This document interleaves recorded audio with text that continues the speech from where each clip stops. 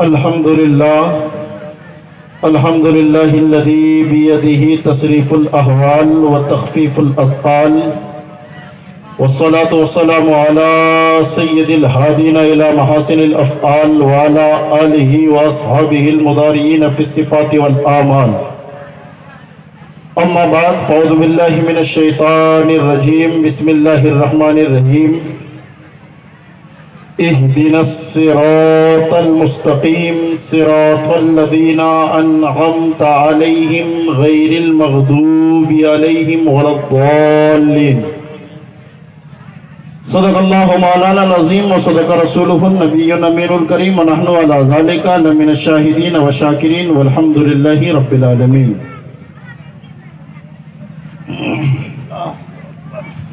غوث اعظم ومن بے سرو ساما مدد قبلہ دی مدد کعبہ ایما مدد.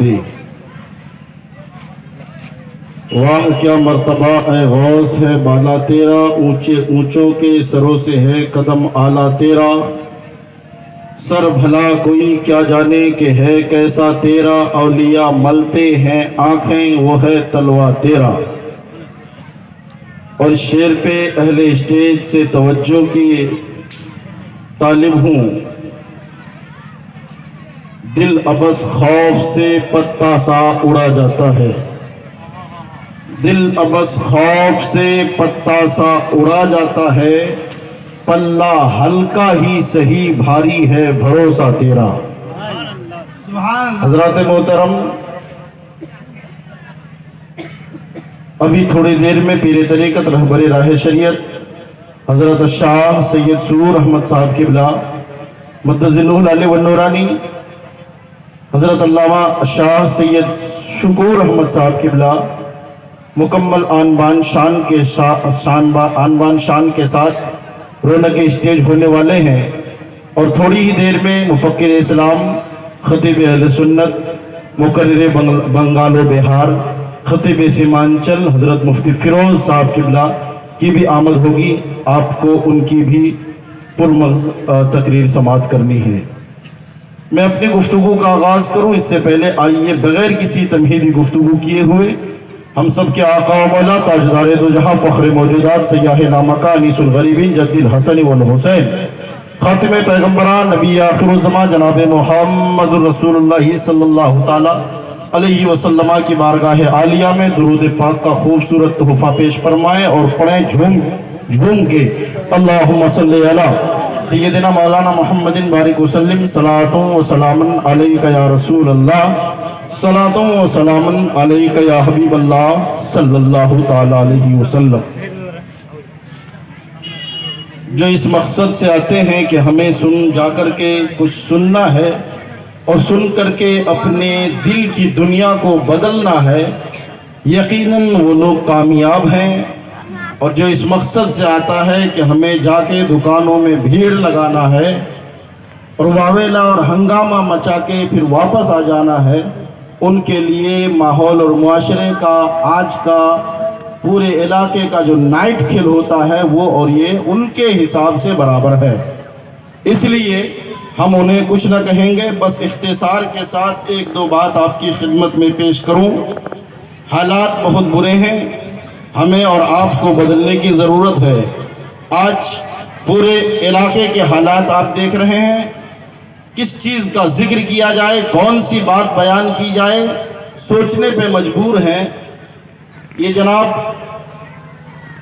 سید مطلوب صاحب نے اس قدر محنت و لگن کے ساتھ گاؤں گاؤں گھوم کر لوگوں سے 2 4 10 20 100 50 روپے جمع کرنے کے بعد آپ کی خاطر اس قدر اطمینان سے بیٹھنے کے لیے اس محفل خیر کا انعقاد کیا ہے. شامیانہ لگایا، علماء کی لمبی جماعت کو بلایا. مقصد ان کا یہ ہے کہ ہم اللہ اور اس کے رسول کا پیغام عوام تک پہنچائیں. لیکن اگر آپ نے اس کا الٹا کیا، اس کے برخلاف آپ نے کوئی دوسری بات اپنے ذہن میں بھر لیا اور آپ نے یہ سوچا کہ ہم کو جانا ہے اور تفریح مچا کر کے واپس آ جانا ہے، تو یقین مانیے انہوں نے اپنا کام کر دیا. اب ان کے کام کرنے کے باوجود اگر آپ نے ان کی مخالفت کی تو ان کی مخالفت کرنا گویا کہ اللہ کے رسول کی مخالفت کرنا ہے۔ یہاں محبوب الہی کا ذکر ہونے والا ہے، سرکار نظام الدین اولیاء کا ذکر ہو رہا ہے۔ نوجوان جانتے ہیں، عمر دراز حضرات جانتے ہیں، سرکار نظام الدین اولیاء کا روضہ مبارک سرزمین دہلی میں ہے۔ انسان یہاں سے اجمیر شریف جاتا ہے، اجمیر شریف جاتے جاتے کئی بزرگوں کے مزارات پہ حاضری دیتے ہوئے جاتا ہے، بالآخر دہلی کی سرزمین پہ پہنچتا ہے۔ دہلی کی سرزمین پہ پہنچنے کے بعد پھول اور تبرکات کے گلدستے لیتا ہے، اور لینے کے بعد سرکار نظام الدین اولیاء کی بارگاہ میں حاضری دیتا ہے۔ ہمارے نوجوان بھائی دہلی کی سرزمین پہ مختلف قسم کے کام میں مشغول رہتے ہیں، لیکن کبھی مہینے دو مہینے میں ایک دن نکالتا ہے کہ چلو سرکار نظام الدین اولیاء کی بارگاہ میں جا کر کے حاضری دی جائے۔ توجہ قریب رکھیے گا، میں نے جو آیت کریمہ تلاوت کی ہے جو سورہ فاتحہ میں ہے، اللہ کا قرآن ارشاد فرماتا ہے اہدنا الصراط المستقیم۔ آپ اور ہم نماز پنجگانہ پڑھتے ہیں، پانچوں وقت کی نماز پڑھتے ہیں۔ پانچوں وقت کی نماز میں جتنی رکعتیں ہیں، فجر میں 4 رکعت ہے، آپ پڑھتے ہیں سورہ فاتحہ، اس میں پڑھتے ہیں اہدنا الصراط المستقیم۔ 4 رکعت میں 4 مرتبہ سورہ فاتحہ، ظہر میں 12 رکعت 12 رکعت میں 12 مرتبہ سورہ فاتحہ، عصر میں 8 رکعت 8 مرتبہ سورہ فاتحہ، مغرب میں 7 رکعت 7 مرتبہ سورہ فاتحہ، عشاء میں 17 رکعت 17 مرتبہ سورہ فاتحہ۔ نوافل پڑھتے ہیں، جتنی رکعتیں پڑھیں گے اتنے مرتبہ سورہ فاتحہ۔ اشراق و چاس پڑھتے ہیں، ہر رکعت میں سورہ فاتحہ۔ الحمدللہ رب العالمین الرحمن الرحیم مالک یوم الدین ایاک نعبد و ایاک نستعین اہدنا الصراط المستقیم۔ آپ اللہ کی تعریف بیان کرتے ہیں، تمام تعریف ثابت ہے اللہ تعالیٰ کے لیے جو پورے جہان کا رب ہے، مالک ہے اور رحمان اور رحیم ہے، قیامت کے دن کا مالک ہے۔ ہم اللہ ہی کی عبادت کرتے ہیں، اسی سے مدد مانگتے ہیں۔ توجہ قریب رکھیے گا، مس مت کیجئے گا، اہل اسٹیج سے خاص توجہ کا طالب ہو۔ اس کے بعد بڑھتے بڑھتے آگے بڑھتے اور دعا کرتے ہیں اہدنا الصراط المستقیم، مولا ہمیں سیدھے راستے پر چلا، صراط الذین انعمت علیہم غیر المغضوب علیہم ولا الضالین۔ پروردگار عالم ہمیں سیدھے راستے پر چلا، راستہ ان کا جس پر تیرا انعام و اکرام ہوا ہے۔ مولا کریم ہمیں سیدھے راستے پر چلا، ان لوگوں کے راستے پر جس پر تو نے انعام کیا ہے، جس پر تیرا اکرام ہوا ہے، غیر المغضوب علیہم ولا الضالین۔ پروردگار عالم ہمیں اس راستے پر نہ چلا جو غضب والوں کا راستہ ہے، مولا کریم ہمیں اس راستے پر نہ چلا جو گمراہوں کا راستہ ہے۔ یہ دعا انسان ہر وقت کی ہر رکعت میں نمازوں میں پڑھتا ہے اور نمازوں میں کرتا ہوا نظر آتا ہے۔ مولا ہمیں سیدھے راستے پر چلا، اہدنا الصراط المستقیم۔ پروردگار ہمیں سیدھے راستے پر چلا، مولا کریم وہ راستہ جس پر تو نے انعام کیا ہے، جس پر تیرا اکرام ہوا ہے، پروردگار اس راستے پر نہ چلا جس پر تیرا غضب ہوا ہے۔ الہ العالمین گمراہوں کے راستے پر نہ چلا۔ ہم عالم تصور میں رب کی بارگاہ میں لو لگاتے ہیں اور عرض کرتے ہیں مولا ہم تیری بارگاہ میں لو لگاتے ہیں اور تیری بارگاہ میں عبادت کے لیے سجدہ کے لیے جھکنے سے پہلے مولا ہم دعائیں مانگتے ہیں۔ الہ العالمین ہمیں اس راستے پر چلا جس پر تیرا انعام ہوا ہے، مگر مولا تیرا انعام کس پر؟ پروردگار تیرا انعام کس پر ہوا ہے؟ الہ العالمین تیرا اکرام کس پر ہوا ہے؟ پروردگار غضب والوں کا کون سا راستہ ہے؟ الہ العالمین بھٹکے ہوئے لوگوں کا کون سا راستہ ہے؟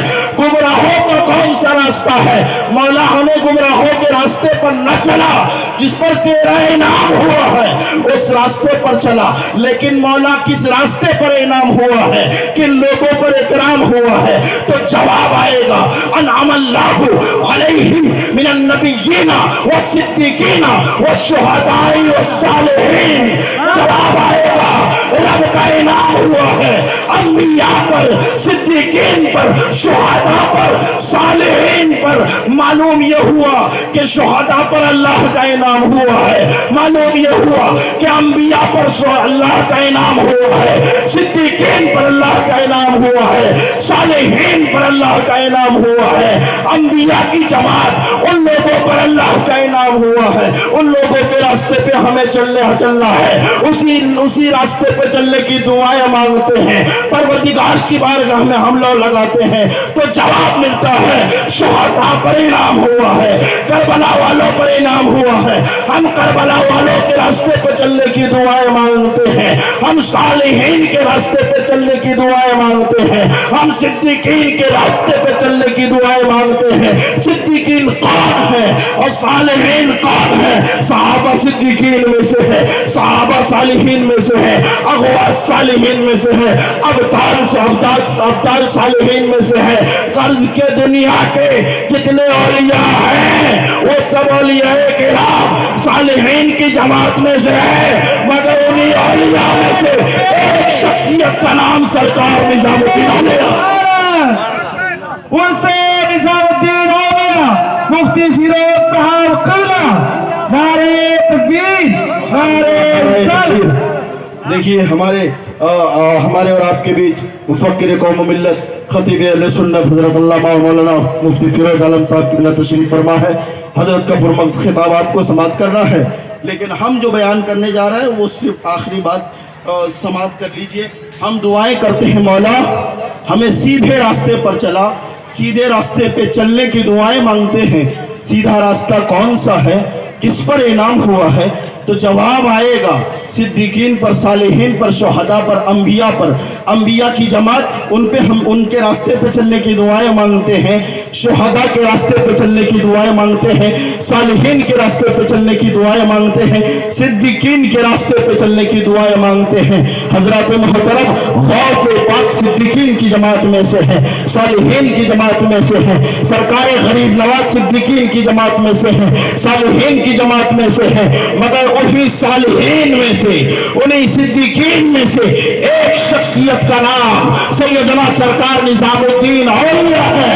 हम अपनी नमाजों में ये दुआ करते हैं, मौला हमें सहाबा के तरीके पर चला, गौस के तरीके पर चला, ख्वाजा के तरीके पर चला और सरकार निजामुद्दीन औलिया के पर। सुभान अल्लाह, नारे तकबीर, नारे रिसालत। उनसे निजामुद्दीन औलिया मुफ्ती अबुल कलाम मिसबाही साहब क़िबला, नारे तकबीर। लेकिन हालात दिन ब दिन हमारे इलाके के खराब से खराब तर होते जा रहे हैं। खबरें मिल रही है, सोशल मीडिया के जरिए से पता चल रहा है, रात भर आजकल कौन सा गांव है, लेकिन अल्हम्दुलिल्लाह हमारा ये झोड़ागंज बाकी है जहां पे नाइट खेल नहीं हुआ है, जहां पे रात वाला क्रिकेट खेल नहीं हुआ है। आजकल क्या हो गया मुसलमानों को, कैसे आपको तरक्की मिलेगी? कहते हो एनआरसी हम पर लागू हो रहा है और एनपीआर हम पर लागू हो रहा है, मुसलमान मर रहे हैं, मुसलमान पीटे जा रहे हैं, मुसलमान काटे जा रहे हैं। अरे तूने अपने आप को भुला दिया है, तुम्हारे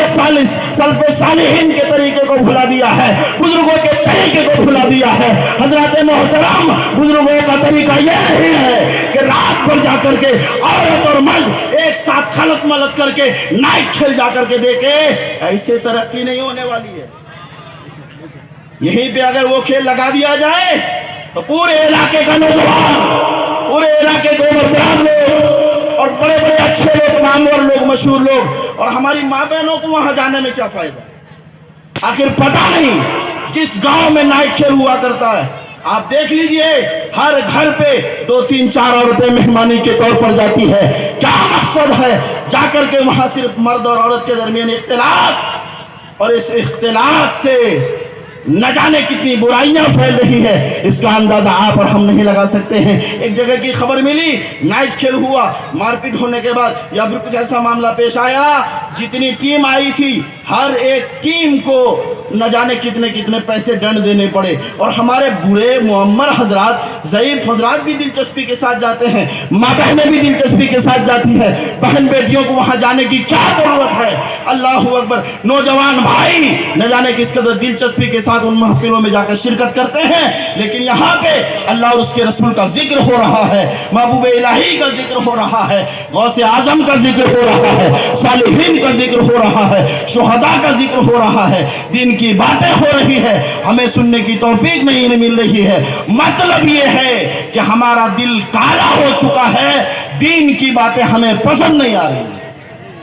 اگر ہمارا دل کالا نہیں ہوتا تو ہمیں دین کی باتیں پسند آتی اور ہم اس طرح کی محفلوں میں جا کر کے بیٹھتے۔ ایک بزرگ نے کہا ہے نا، ایک بزرگ نے فرمایا کہ وہ گئے ایک جگہ میدان میں، دیکھا ایک فٹ بال میدان میں انہیں نظر آیا، 11 لوگ ادھر ہیں 11 ادھر ہیں، اور سارے 11 دنی 22 لوگ اسی فٹ بال کو اپنے پیروں سے لات مار رہے ہیں۔ اللہ کا وہ بندہ حیران ہو گیا، کیا معاملہ ہے، اس فٹ بال کو کیوں مارا جا رہا ہے، آخر اس کا قصور کیا، اس کی غلطی کیا ہے؟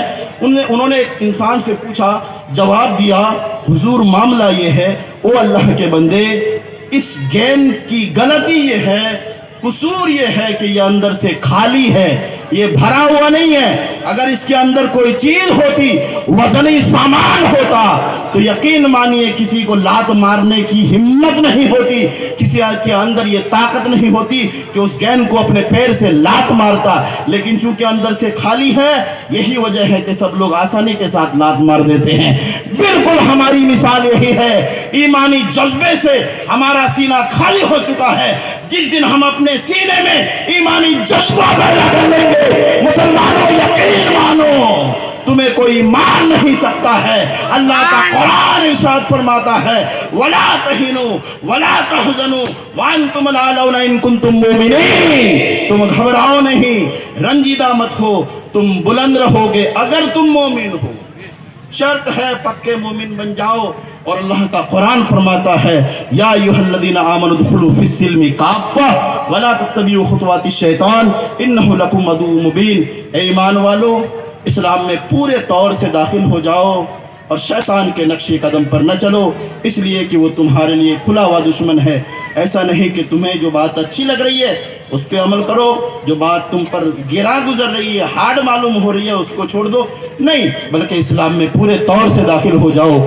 جب اسلام میں پورے طور سے داخل ہو جاؤ گے تو مسلمانوں یقین مانو دنیا بھی تمہارے لیے بہتر ہے، آخرت بھی تمہارے لیے بہتر ہے۔ سب کوئی مل کے پڑھیں استغفر اللہ رب من کل ذنب واتوب الیہ وما علینا الا البلاغ۔ السلام علیکم ورحمۃ اللہ وبرکاتہ۔